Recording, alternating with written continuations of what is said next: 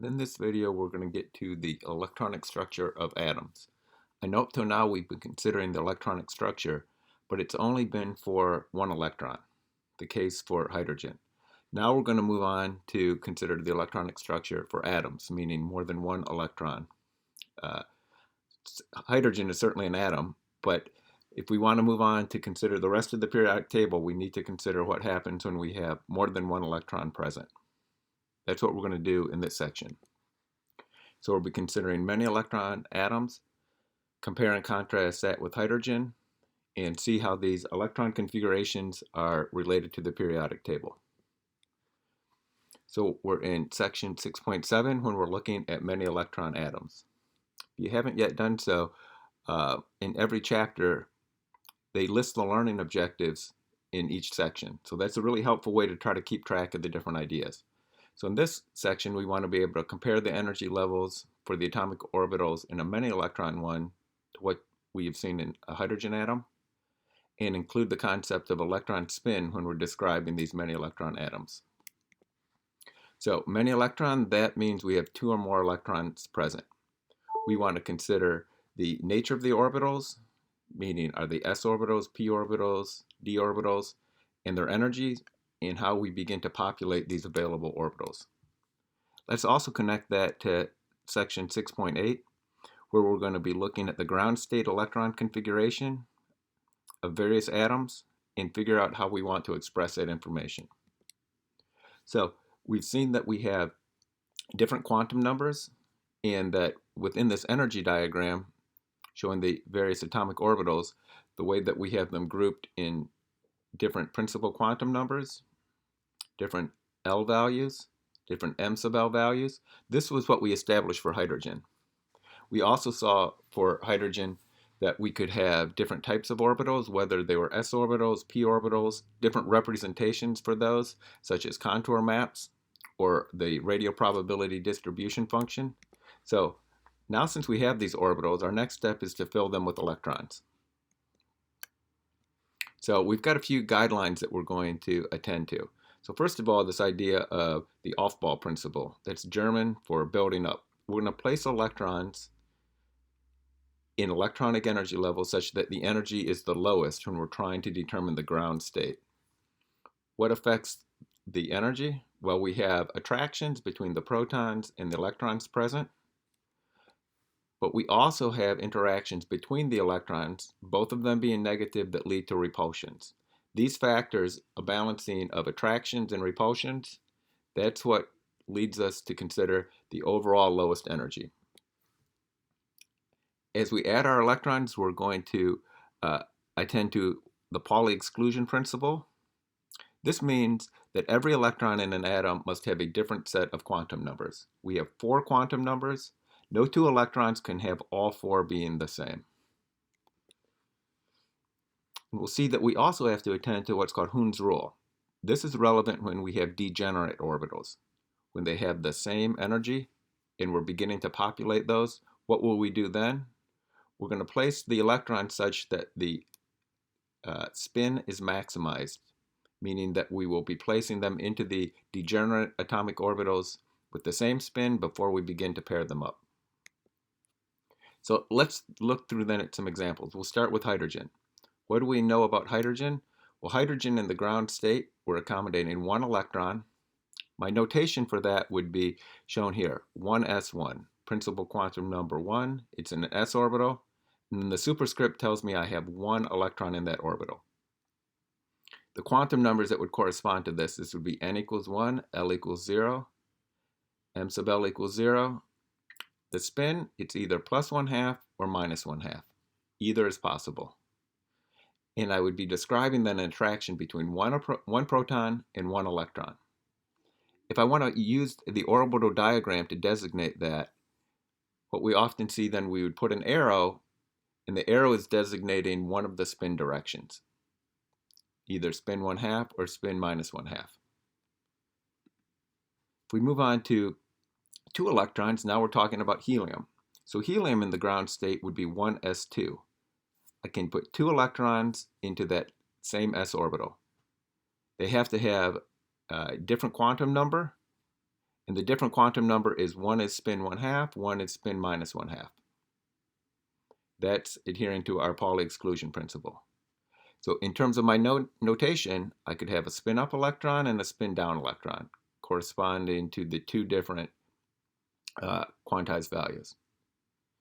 I would say there's an attraction between 2 protons in the nucleus and one of the electrons, 2 protons in the nucleus and the other electron, and also repulsions between the electrons. This describes that.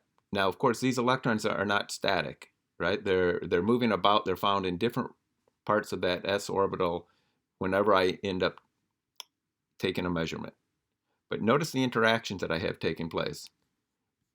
Nucleus with one electron, nucleus with another electron, and then repulsions between the electrons.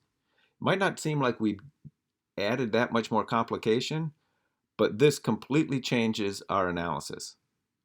We can determine the energy levels precisely for the hydrogen atom when we only have one proton and one electron. As soon as we get in this arrangement, this is called a three-body problem, and it cannot be solved precisely the same way mathematically. So I'm just pointing out that our world becomes much more complicated as soon as we add another electron. So now we have 3 particles that we have to be considering. Another feature to be aware of, recall that the electrons, their location can be described in different ways. Their probable location using a radial probability distribution function, this is a useful way to think about it. When we are adding our electrons for hydrogen, for helium, they were both going into a 1s orbital. So we see the probable distance then away from the nucleus when they're found there. After that, we had n equals 2 for both a 2s and a 2p. Here I showed the radial probability distribution functions for those. This feature right here, if you notice for the 2s, the green line, closer to the nucleus, that's an important feature. That feature right there is important because it's going to lead to a finding that's going to be very helpful when we start to add more electrons here. We're going to find that the 2s orbital and the 2p orbital will no longer be degenerate when you have many electrons. Meaning, as soon as we get 2, 3, 4 electrons, as soon as we have electrons interacting with each other, they're no longer going to be degenerate. We're going to find that the 2s is lower in energy than the 2p. And it comes back to this region right here. The 2s, it turns out, has instances where it's closer to the nucleus than the 2p, and that makes the 2s lower in energy. So let's see how this all comes together. So here I showed the degenerate atomic orbitals in hydrogen. N equals 1, 2, 3, 4, 5. Degenerate, all of the 2s and the 2p are on the same line. 3s, 3p, 3d, all on the same line. What's going to happen then when we begin to have more than one electron? And how does that then connect to the periodic table? That's the point of this video. So what I'm going to do is I'm going to step through and I'll show you the orbital diagrams for the ground state electron configurations for different elements. As we move along, I want you to pause the video and write down the electron configurations for the ones that I designate right here.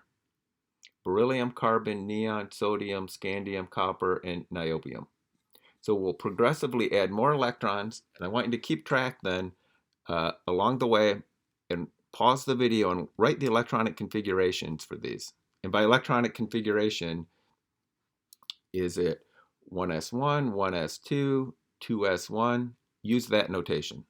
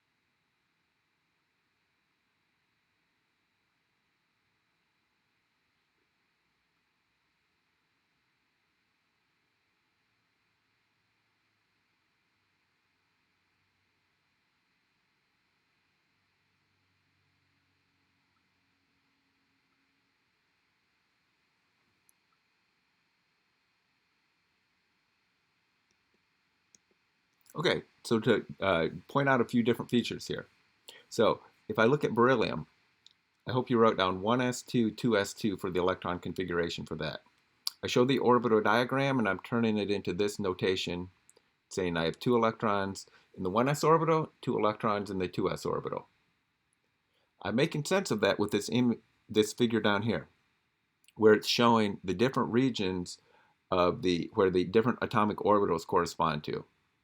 What do I mean by that? Well, we first are putting into a 1s for hydrogen, a 1s for helium, and then after that, this region right here, this is a block where we have atomic orbitals for the 2s, 3s, 4s, etc. So these first 2 columns here are where we are placing electrons into s orbitals. So by using the periodic table, I would say I've filled in the 1s, and now I've put in 2 electrons within the 2s. Notice as I'm doing that, they're trying to show that I'm shifting and I'm removing the degeneracy of the 2s and the 2p. I filled the 2s before I filled the 2p. I'm going to begin to fill in then the 2p that comes after that when I'm getting to carbon. 1s2, 2s2, 2p2. Within this one, I think this is the first time that Hund's rule was relevant. I'm putting in orbitals into a degenerate set of 3p orbitals. How did I put them in? I put them in independently pointed in the same direction for their spin before I began pairing them up.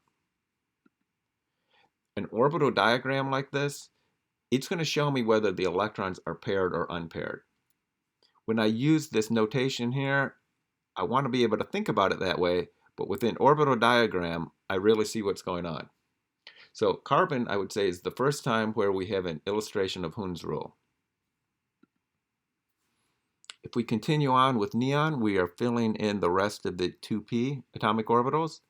I can end up accommodating a total of 6 electrons within those 2p orbitals. When I get to sodium here, I've moved after neon and I've started once again over into this s orbital. I've now added to a 3s. So the entire electron configuration would be 1s2, 2s2, 2p6, 3s1. Another thing to point out is what's called the condensed version for the electron configuration. Within this approach, what you do is instead of writing out the entire thing, you're just designating what comes after the previous noble gas. The previous noble gas was neon. 1s2, 2s2, 2p6.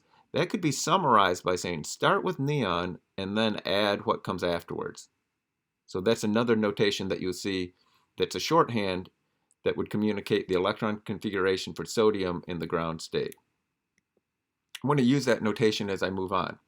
So you notice here I've begun to populate the 4s, and after 4s in the periodic table now comes this 3d. I've had a real shifting of the atomic energy levels here. So the electronic energy levels. So notice as I've removed the degeneracy, as they've shifted in different ways, I see that the 4s and the 3d, those two are becoming very close in energy. And in fact, I fill in the 4s and then I begin to populate the 3d before the 4p. That's shown here as I'm beginning to populate on the as I add electrons with the periodic table as a guide. I'm adding to the 4s, then I'm adding to the 3d, all of that before I begin adding to the 4p. If I'm able to interpret the periodic table, it tells me the different regions of where I'm adding the electrons. So I begin to populate a 3d for scandium. For vanadium, as I move across, 4s2, 3d3 for the valence electrons. And then you may have noticed something odd happened. When I got to chromium there, instead of adding another one simply to the 3d, something different happened. I added to a 3d and I also shifted one over from the 4s. So my electron configuration for chromium in the ground state would be the argon core, then 4s1, 3d5. This is considered an anomalous electron configuration. It's unusual based on the pattern that we have been exploring with the periodic table. Why might it occur? Well, Notice on the 4s and the 3d, they really look degenerate with each other. They're all on the same line. So if they're all on the same line, consistent with Hund's rule, I'm going to have them all unpaired rather than some paired up and some unpaired. So by promoting the electron or shifting it over, I now see that I have all of them unpaired. Turns out that's lower in energy. As we continued on along that 3D, copper was another example of an anomalous electron configuration. We shifted over, instead of having 4s2, we had 4s1, 3d10. As we continued on, niobium, that was another example. Again, it's not entirely consistent with what we would have predicted based on the periodic table. Another example of an anomalous electron configuration. So, do we need to memorize a figure like this? I think instead of memorizing it, let's use the periodic table. If we know these different groupings, we will be able to predict all of the normal electron configurations. We'll just be able to fill them in right in order as we move along. There were some anomalous ones. Those become more common when you have more and more electrons. Turns out about 20% of the ground state electron configurations are anomalous. Soon as we add more and more, right when we were sort of finishing our discussion, almost every time we have to ask, is this an anomalous one or not? Now, fortunately, we're usually going to be just working with the early elements in this class. So I only want you to memorize two of these anomalous ones, what we saw for chromium and what we saw for copper. And by memorize, I mean know their electron configurations and know how those are different than what we would have expected based strictly on the periodic table.